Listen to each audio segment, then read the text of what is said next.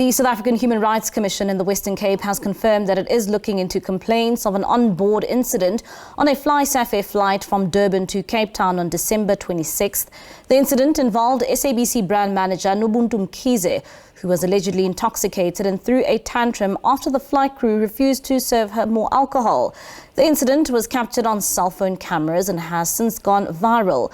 The South African Human Rights Commission Commissioner Tshepo Madlingozi says should Mkhize be found guilty, she faces punitive measures such as being ordered to make a public apology, a fine and community service.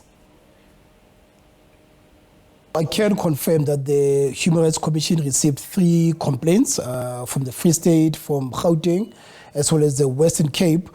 Our Western Cape office is investigating the matter.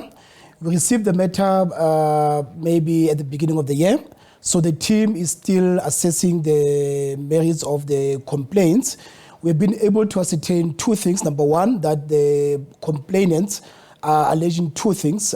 Some are alleging that this is racist. It's an incident of racism. Other complainants are alleging that this is an incident of hate speech. We have asked for passengers who were on that flight to please get in touch with us because, you know, when we get to videos, a video is a frame, it's a narrative, it's a specific context. So it will be important to understand, you know, the whole scenario. What led to the disagreement, if we can call it that for now? What led to it escalating as it is? What words were exchanged, and so forth. So we will speak to passengers to get clarity on the context.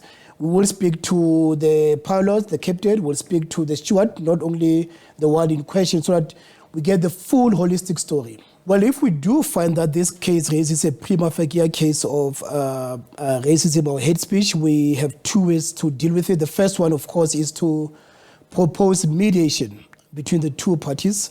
Now, mediation is always a voluntary process. It's up to individuals to say whether they want to, to meet each other and meet halfway. So it's voluntary, as I say. The second way is to go to the Equality Court, to institute a case before the Equality Court. At the Equality Court, we normally ask for 4, orders. The first one is a public apology if the incident took place publicly, a public apology. Secondly, a monetary fine. Thirdly, a community service where the person will be asked to do certain hours, to undertake certain hours of community service so that they become a better citizen. And then the 4th one is a diversity training. Diversity training for them to understand what is offensive, what is not offensive, and so forth. So it's very, very serious. I mean, this is a court order if the person is found to be guilty.